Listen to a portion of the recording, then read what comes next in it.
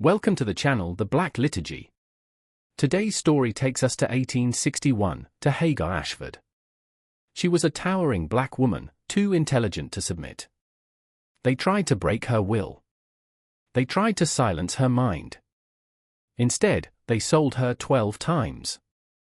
This is not an easy story. Pause for a moment. Listen closely. Before we begin, subscribe to the channel and tell us in the comments the city and country you're listening from. Your voice keeps these lives remembered, not erased. Let's begin. In the winter of 1861, a woman stood in the freezing December wind on a Virginia auction block for the 12th time in her life.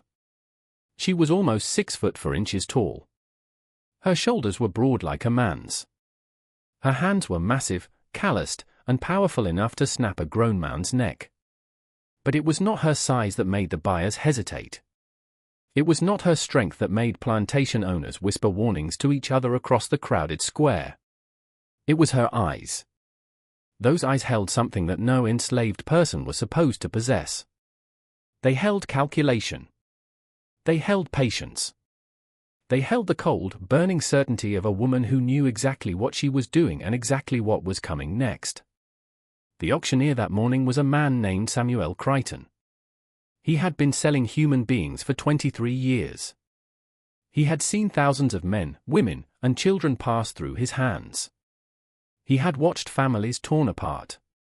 He had listened to mothers scream as their babies were ripped from their arms. None of it had ever bothered him. To Samuel Crichton, enslaved people were livestock, nothing more. But this woman bothered him. She had arrived at his auction house 3 days earlier, delivered by a trader from Albemarle County who seemed almost relieved to be rid of her. When Samuel asked why she was being sold, the trader just shook his head and said 4 words that would haunt Samuel for the rest of his life: "She destroys everything she touches." Samuel had laughed at the time. He had seen strong-willed enslaved people before. He had seen fighters, runners, rebels. He knew how to break them all. A few days in the cellar without food or water, a few sessions with the whip, a few examples made of others. Everyone broke eventually. But 3 days later, standing on that auction block, Samuel understood what the trader had meant. This woman had not tried to run. She had not fought. She had not said a single word. She had simply stood there day after day, watching everything with those terrible eyes. And in those 3 days, Samuel's best horse had broken its leg in the stable. His wife had discovered his mistress and left him. And his business partner had been arrested for forgery. Coincidence? That's what Samuel told himself. Just coincidence. But when he looked into those eyes on that auction block, he wasn't so sure anymore. Her name was Hagar. She was 41 years old, and she was about to complete a plan that had taken her 12 years to execute. This is her story. Hagar Ashford was born in the spring of 1820 on a tobacco plantation called Sweetwater, located about 15 miles outside of Richmond, Virginia. Her mother was a house slave named Ruth, who worked in the main house as a seamstress. Her father was unknown, though the lighter shade of Hagar's skin suggested what everyone already knew but never spoke about. Ruth was an extraordinary woman. She had been born in Africa, captured at the age of 12, and transported across the Atlantic Ocean in the belly of a slave ship. She had survived the Middle Passage. She had survived the auction blocks of Charleston. She had survived 30 years of bondage. And through all of it, she had held on to something that should have been beaten out of her long ago. She had held on to her mind. Ruth could read, not just simple words, but complex texts in English and French. She had learned in secret over many years, stealing moments whenever she could. A newspaper left on a table, a letter discarded in the trash, pages from books used to start fires in the kitchen. Ruth collected words the way other slaves collected moments of rest. Each one was precious. Each one was power. And Ruth understood something that most people in her position never learned. She understood that the true chains of slavery were not made of iron. They were made of ignorance. The masters kept their slaves illiterate, not because reading was useless, but because reading was the most dangerous weapon a slave could possess. A slave who could read could forge passes. A slave who could read could understand the law. A slave who could read could communicate across distances. A slave who could read could plan. Ruth began teaching Hagar to read when the girl was just 4 years old. They practiced in the small hours of the night by candlelight in the cramped quarters they shared with 6 other slaves. Ruth used a stick to scratch letters into the dirt floor. She made Hagar trace them over and over until the shapes became sounds and the sounds became words and the words became meaning. It was the most dangerous thing a slave mother could do. The penalty for teaching a slave to read in Virginia was severe. For the teacher, it meant 39 lashes and possible sale to the Deep South. For the student, it meant the same or worse. And for anyone who helped or knew and didn't report it, the punishment was just as harsh. But Ruth did it anyway. Because Ruth understood that knowledge was the only inheritance she could give her daughter. The masters could take everything else. They could take her body. They could take her labor. They could take her dignity. But they could not take what was inside her mind. By the age of 7, Hagar could read better than most white children in the county. By 10, she had devoured every book she could get her hands on. And by 12, she had discovered the library. The master of Sweetwater Plantation was a man named Charles Ashford. He was a wealthy tobacco planter with over 200 slaves and one of the finest private libraries in Virginia. That library contained over 3,000 volumes, including works of philosophy, history, law, mathematics, and science. Charles Ashford was proud of his library. He considered himself an educated man, a gentleman of culture and refinement. He had no idea that his most valuable possession was being systematically consumed by a 12-year-old slave girl. Hagar had been chosen for a weekly chore, cleaning the library. She was chosen for this task because of her size and strength, which allowed her to move the heavy furniture and reach the high shelves. What no one realized was that Hagar had turned this chore into an education that would rival any university. She developed a system. Each morning, she would select one book from the shelves, memorize its location exactly, and hide it in her clothing. During the day, between her other duties, she would find moments to read, a few pages at a time in hidden corners of the plantation. At night, she would read by the light of the moon or by the glow of embers from the dying fire. And each morning before dawn, she would return the book to its exact position on the shelf. She read Blackstone's commentaries on the laws of England and learned how property rights worked. She read Thomas Paine's Common Sense and understood that all men were supposed to be created equal. She read histories of slave revolts in the Caribbean and studied why they had succeeded or failed. She read books on agriculture, on medicine, on geography, on military strategy. She read anything and everything, consuming knowledge with a hunger that could never be satisfied. And she remembered everything. Hagar had been born with what people today would call a photographic memory. She could look at a page once and recall it perfectly years later. She could hear a conversation and repeat it word for word decades after it happened. Her mind was like a vast library of its own. And every book she read, every word she heard, every face she saw was filed away in perfect order, ready to be retrieved whenever she needed it. This gift would one day save her life. But first, it would destroy everything she loved. On a humid August morning in 1832, Charles Ashford walked into his library and found Hagar standing by the window reading a leather-bound copy of Cicero's orations in the original Latin. She had gotten careless. After years of perfect caution, she had allowed herself to become absorbed in a passage about justice and revenge, and she had not heard the master's footsteps in the hallway. For a long moment, neither of them moved. Hagar stood there with the book in her hands, watching Charles Ashford's face cycle through confusion, disbelief, and finally cold fury. "Where did you learn that?" he asked. His voice was quiet, but there was a tremor in it that Hagar had never heard before. She said nothing. There was nothing to say. She had been caught, and they both knew what that meant. Charles Ashford was not a cruel man by the standards of his time. He rarely whipped his slaves. He did not break up families casually. He provided adequate food and clothing and medical care. he considered himself a Christian and a gentleman, and he believed sincerely that slavery was a positive good for the African race, lifting them from savagery into civilization. But what he was looking at now terrified him in a way he could not quite articulate.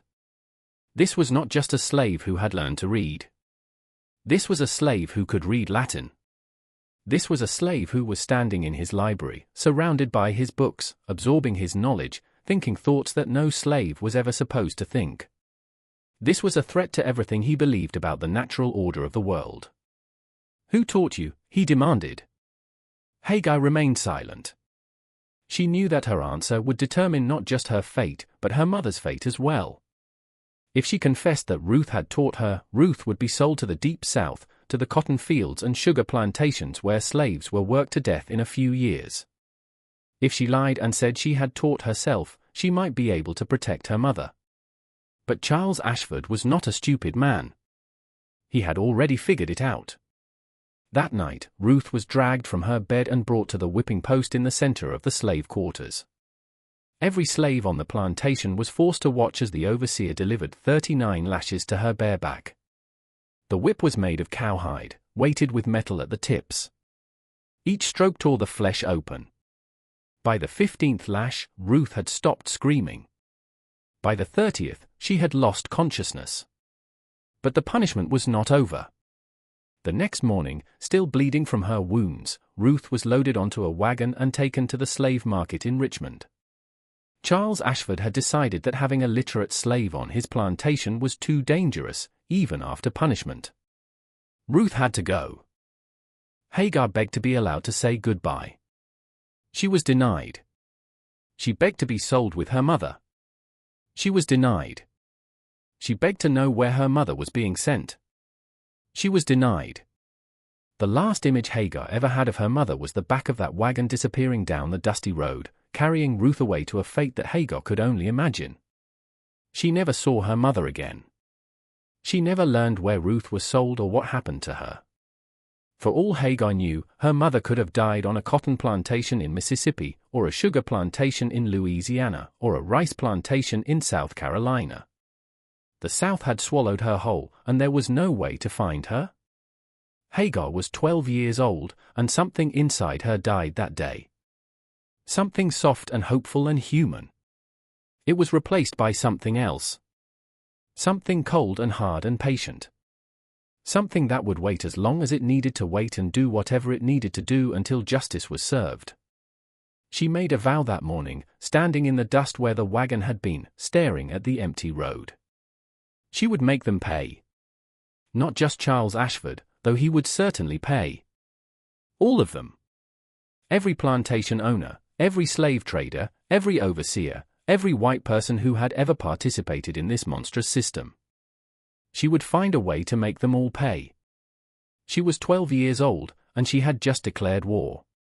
For the next 5 years, Hagar bided her time. She was more careful now, never letting anyone see her read, never revealing the vast library of knowledge locked inside her mind. To the overseers and the other slaves, she was just another field hand, strong and quiet and obedient. But inside her head, she was planning.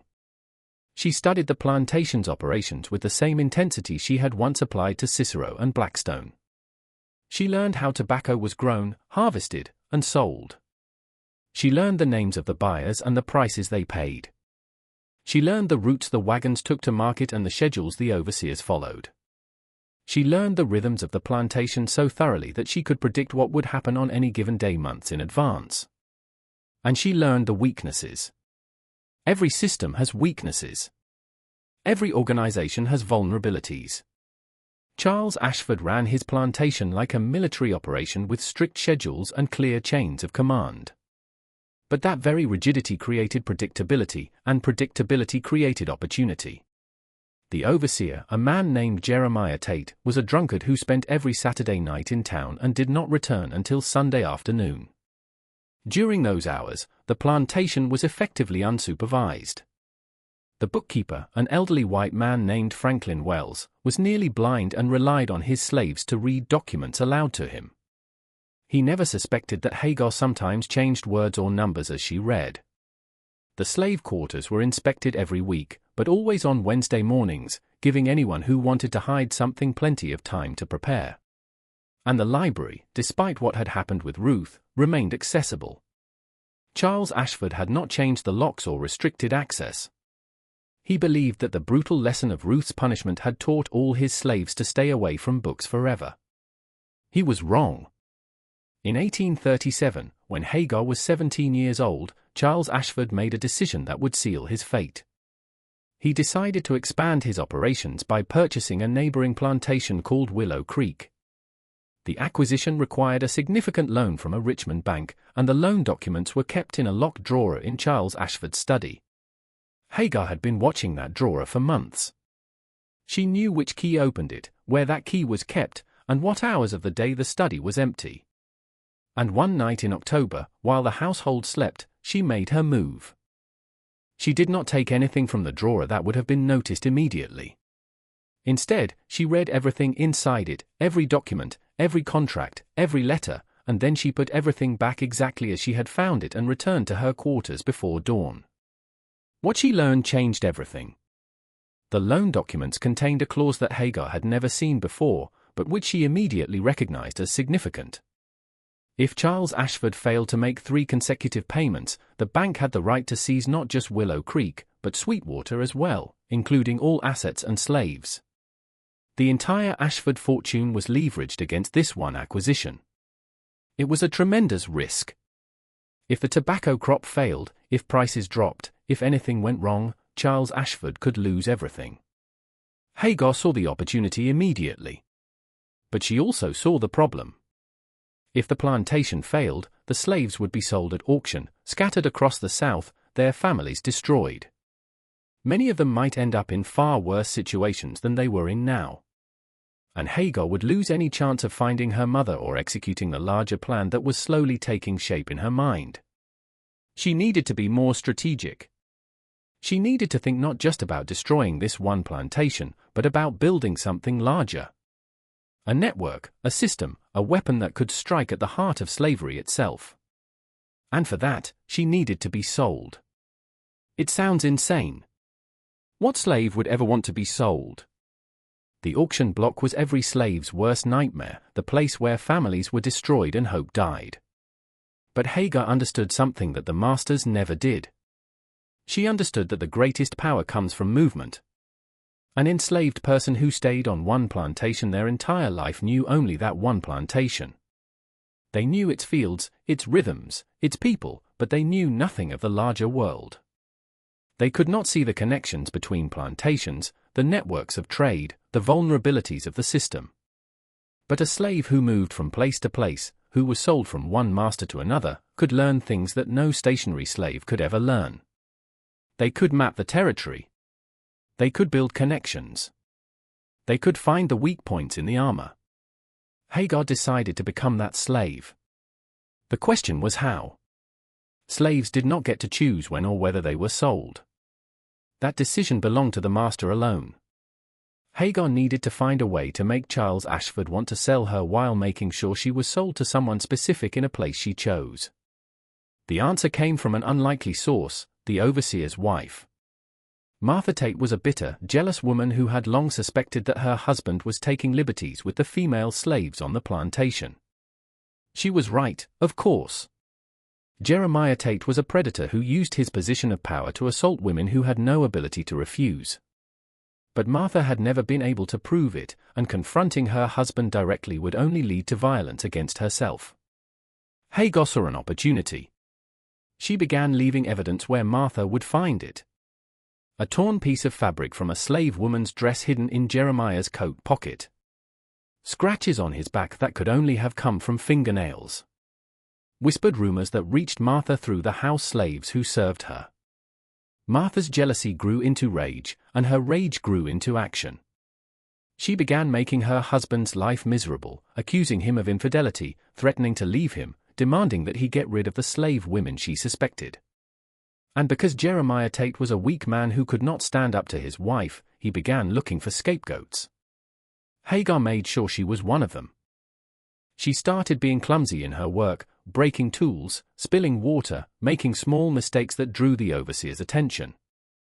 She made sure to be nearby whenever Martha was watching, cultivating a look that could be interpreted as defiance or desire depending on who was looking. And she began muttering to herself in Latin when she thought no one was listening, just loud enough to be overheard by people who would report it. Within 3 months, Jeremiah Tate had convinced Charles Ashford that Hagar was too dangerous to keep. Not because of her size or her strength, but because of her mind. The reports of her speaking in strange languages, the rumors of her unnatural abilities, the way she seemed to know things she shouldn't know, all of it combined to create a portrait of a slave who was more trouble than she was worth. In the spring of 1838, Hagar Ashford was sold for the first time. She was purchased by a man named Thomas Redford, who owned a medium-sized tobacco plantation about 40 miles from Sweetwater. Hagar had researched him thoroughly before maneuvering herself into being sold. She knew that his plantation bordered 3 others, that he had connections to traders who moved slaves between Virginia and Kentucky, and that he had a gambling problem that was slowly eating away at his fortune. She also knew that his library, while smaller than Charles Ashford's, contained something that Sweetwater's had not, a complete set of Virginia legal codes. Hagar had a plan. She was going to learn the law so thoroughly that she could use it as a weapon. She was going to find every loophole, every ambiguity, every vulnerability in the legal system that held her and millions of others in bondage. And then she was going to exploit them all. But first, she had to survive. Thomas Redford was not like Charles Ashford. He was not a gentleman who prided himself on treating his slaves humanely.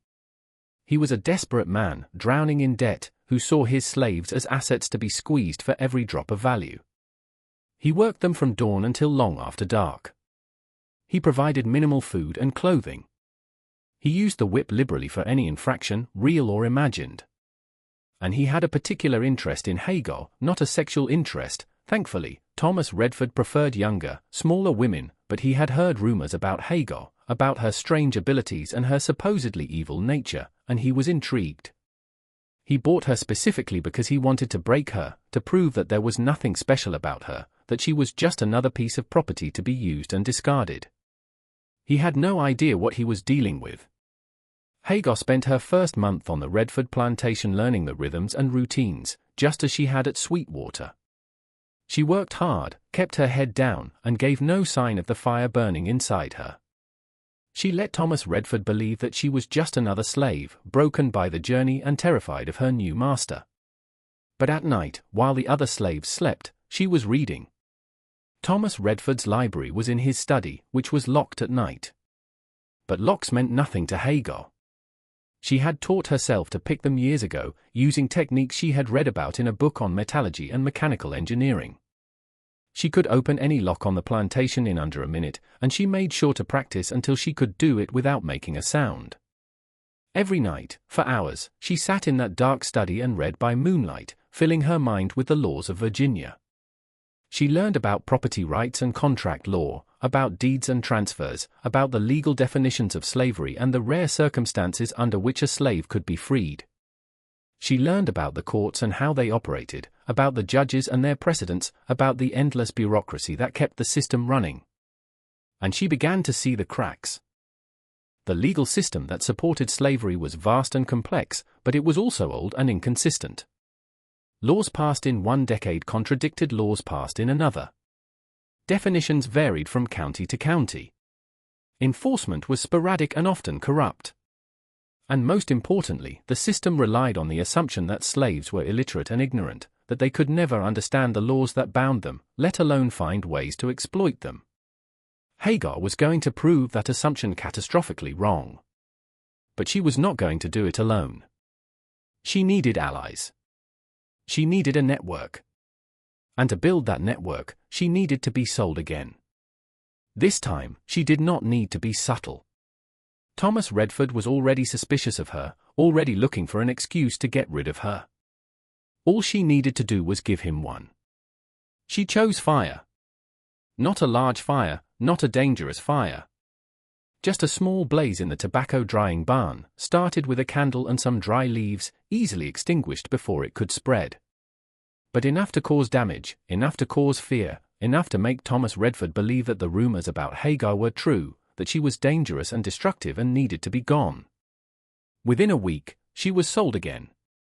This time, she was purchased by a slave trader named Marcus Webb, who planned to take her south to the cotton markets of Alabama. But Hagar had no intention of going to Alabama. She had done her research, and she knew that Marcus Webb had a secret. He was illiterate. Marcus Webb had built his entire business on bluster and intimidation. He could not read a single word, but he had learned to hide it so well that almost no one knew. He had partners who handled the paperwork, clerks who read documents aloud to him, and an elaborate system of symbols and marks that he used instead of written records. Hagar saw the opportunity immediately. On the second night of the journey south, while the other slaves were chained in the wagon and Marcus Webb was sleeping by the fire, Hagar made her move. She had already worked her way out of her chains using a technique she had taught herself years ago. She approached Marcus Webb silently, a stolen knife in her hand, and pressed it against his throat before he could wake. "I know you can't read," she said quietly. "And I know what that means for your business. If your partners find out, if your buyers find out, you'll be ruined. Everything you've built will be gone." Marcus Webb's eyes went wide with terror. No slave had ever spoken to him like this. No slave had ever held a knife to his throat. He was completely at her mercy. "I'm going to make you an offer," Hagar continued. "You're going to sell me to a man named William Garrett in Henrico County. You're going to tell him that I'm strong and obedient and perfect for field work. And you're going to forget you ever saw me. In exchange, I won't tell anyone your secret. I won't destroy your business. I won't cut your throat right now. Do we have a deal?" Marcus Webb nodded frantically. "Good," Hagar said. She removed the knife from his throat but kept it in her hand. "Now, put the chains back on me and let's get going. We have a long way to travel." William Garrett was not a random choice. He was the third name on a list that Hagar had been compiling for years. A list of the most powerful and most vulnerable slave owners in Virginia. Each name represented a step in her plan, a move in a game that only she could see. Charles Ashford was the first name, the man who had destroyed her family, the man whose plantation she had studied so thoroughly that she knew it better than he did. Thomas Redford was the second name, a gambler and a drunk, easy to manipulate, useful for gathering information about the slave trade routes. And William Garrett was the third name. Because William Garrett was Charles Ashford's cousin. Because William Garrett had helped arrange the sale of Ruth to the Deep South. And because William Garrett's plantation was the hub of a network that connected a dozen of the largest slaveholding families in Virginia. Hagar was not just moving randomly from plantation to plantation. She was climbing a ladder, moving closer and closer to the center of power, gathering information and building connections at every step. And when she reached the top, she was going to push the whole thing down. But first, she had to survive William Garrett. William Garrett was the worst kind of master. He was intelligent and cruel, patient and vicious, a man who took pleasure in breaking the spirits of his slaves. He did not use the whip for punishment, he used it for entertainment. He did not sell troublesome slaves, he tortured them until they died or went mad. And he had heard the stories about Hagar. When Marcus Webb delivered her to Garrett's plantation, William was waiting at the gate. He was a tall, thin man with pale blue eyes and a smile that never reached them. He looked at Hagar the way a scientist looks at a specimen, calculating and cold. "So this is the famous Hagar," he said. "The slave who destroys everything she touches. The slave who speaks in tongues and reads forbidden books. The slave who knows things she shouldn't know." He walked around her slowly, examining her like livestock at auction. "You don't look special to me," he continued. "You look like every other field hand I've ever owned. Big, strong, useful for heavy labor. But there's something in your eyes, isn't there? Something that the others don't have." He stopped in front of her and leaned close. "I'm going to enjoy finding out what it is," he whispered, "and I'm going to enjoy destroying it." Hagar said nothing. She kept her eyes lowered, her face blank, her body still. She had learned long ago that the best defense against men like William Garrett was to give them nothing to react to. No fear, no anger, no defiance. Just emptiness. William Garrett frowned. He had expected more. He had expected terror or resistance or something he could use against her. Instead, he got nothing. Take her to the quarters, he said to the overseer. Put her to work in the fields. And watch her. Every moment, every day. I want to know everything she does. Hagar was led away, but not before she caught one last glimpse of William Garrett's face. And in that moment, she saw something that made her blood run cold. He was not just cruel. He was intelligent. He suspected that there was more to her than met the eye. And he was determined to find out what it was. He was going to watch her, study her, test her, looking for any sign of weakness or deception. This was going to be the most dangerous game she had ever played. And the stakes were her life. The next 3 years were the hardest of Hagar's existence. William Garrett watched her constantly, looking for any sign of the abilities he had heard about. He tested her in 100 different ways, asking her questions that only a literate person could answer, leaving books where she might find them, setting traps that would reveal her true nature. Hagar evaded them all. She had years of practice at hiding her intelligence. And she used every technique she had ever learned. She played dumb. She pretended to be confused by simple questions. She handled books like they were strange alien objects that meant nothing to her. She even occasionally made mistakes in her work that a smart person would never make, reinforcing the impression that she was just another strong, stupid field hand. But it was exhausting, the constant vigilance, the endless deception, the knowledge that a single slip could mean torture and death. There were nights when Hagar lay in her tiny cabin and wondered if it was worth it. Nights when she thought about giving up, about letting William Garrett win, about accepting that she would die on this plantation like so many others before her. But then she would think about her mother, about Ruth, who had risked everything to give her daughter the gift of knowledge, about the wagon disappearing down the dusty road, about the promise she had made to herself on that terrible morning. And she would get up the next day and keep fighting. During those 3 years, Hagar accomplished something remarkable. Despite William Garrett's constant surveillance, she managed to build the beginnings of a network. She identified other slaves who could be trusted, who were willing to take risks, who shared her hunger for freedom and justice. She taught them signals and codes, ways of communicating that looked like normal behavior to anyone who didn't know what to look for. She began mapping the connections between plantations, the routes that slaves traveled, the people who could be bribed or manipulated. And she learned things about William Garrett that he would have killed to keep secret. She learned that he was heavily in debt to a bank in Richmond. She learned that his wife was having an affair with the local minister. She learned that he had forged documents to claim land that rightfully belonged to his neighbor.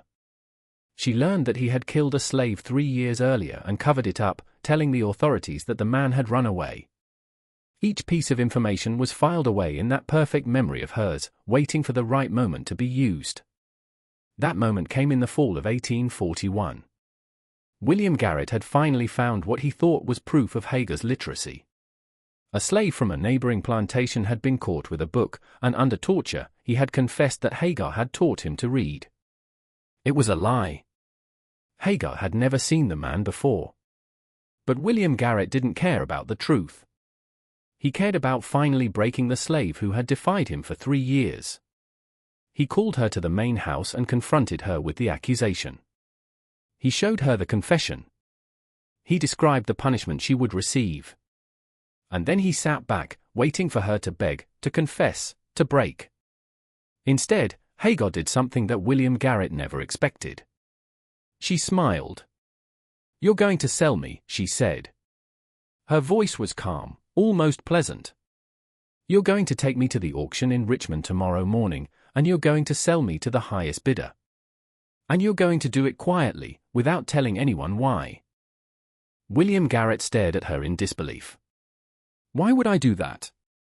"Because I know about the bank," Hagar said. "I know how much you owe and when the payments are due. I know that if you don't come up with $3,000 in the next 30 days, you'll lose everything." She paused, watching the color drain from his face.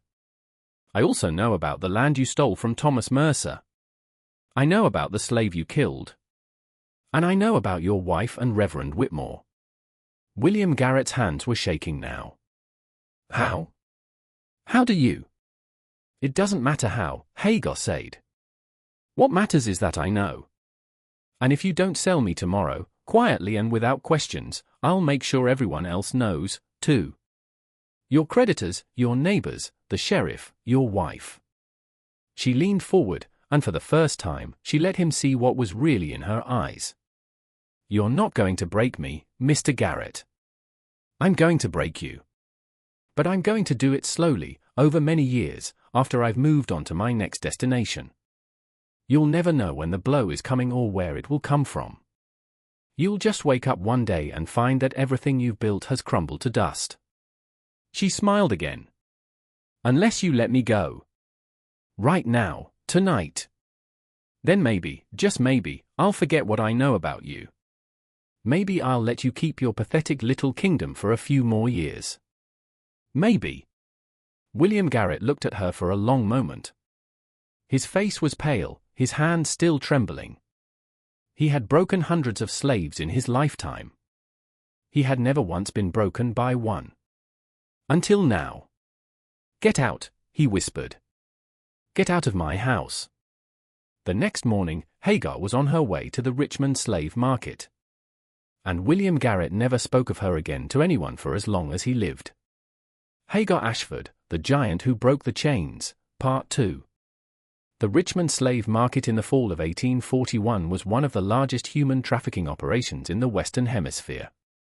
Located in a complex of buildings near the waterfront, it processed thousands of enslaved people every year, sending them south to the cotton fields of Alabama and Mississippi, east to the rice plantations of South Carolina, and west to the sugar farms of Louisiana.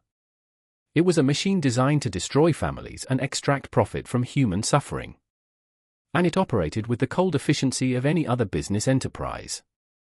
Hagar had been through slave markets before, but never one this large. The holding pen stretched for hundreds of feet, crowded with men, women, and children waiting to be sold. The air was thick with the smell of unwashed bodies and the sound of weeping. Families huddled together, knowing that they might be separated forever within hours. Mothers clutched their babies with desperate strength, hoping against hope that some buyer would purchase them together. Hagar watched everything with those calculating eyes. She noted the layout of the buildings, the schedules of the guards, the faces of the traders and buyers. She listened to conversations, picking up information about prices and destinations and the names of the most powerful slave owners in the region. And she began making connections. In the holding pen next to hers, there was a man named Solomon. He was about 50 years old, with gray hair and deep lines around his eyes. He had been a blacksmith on a plantation in North Carolina for 30 years, skilled enough that his master had hired him out to neighboring farms for extra income. But his master had died, and the estate was being sold off, and Solomon was being sent to market like any other piece of property. Solomon could read. Not well, just basic words and numbers, but enough to be useful. More importantly, Solomon knew people. He had spent 3 decades working on different farms throughout North Carolina and Virginia, and he had built relationships with hundreds of enslaved people across the region. He knew who could be trusted, who was willing to take risks, who had skills that might be useful in an organized resistance. Hagar recognized his value immediately. She approached him carefully, using the signals and codes she had developed over the years. A certain way of holding her hands, a pattern of words that sounded like normal conversation but carried hidden meanings. A series of questions that seemed innocent but revealed whether the listener was a potential ally or a potential threat. Solomon understood. He had seen similar codes before in the whispered networks of resistance that existed on every plantation. He responded with his own signals, establishing trust, confirming that he was willing to participate in whatever Hagar was planning. They talked for hours that night, voices low, faces close together in the darkness of the holding pen. Hagar told him about her plan. Not all of it, not yet, but enough for him to understand the scope of what she was attempting. She was building a network that would span the entire state of Virginia. She was mapping the connections between plantations, identifying the vulnerabilities in the system, preparing for a strike that would shake the foundations of slavery itself. Solomon listened in silence, his eyes growing wider with each word. When Hagar finished, he sat for a long moment, staring at nothing. "You're either the smartest person I've ever met," he said finally, "or the craziest. Maybe both." "Does it matter?" Hagar asked. Solomon shook his head slowly. No, I don't suppose it does." "What do you need from me?" "Contacts," Hagar said. "Names of people in North Carolina who can be trusted. Routes between plantations. Information about the traders who move slaves between states. Anything you know that might be useful." For the next 3 hours, Solomon talked. He gave Hagar names, dozens of them, along with descriptions of each person and their skills and their locations. He described the routes that slave corporals traveled between North Carolina and Virginia, the stops they made, the opportunities for communication along the way. He told her about the underground networks that already existed, the secret churches and midnight meetings where enslaved people gathered to pray and plan and dream of freedom. Hagar filed it all away in that perfect memory of hers. Every name, every route, every piece of information. By the time the sun rose,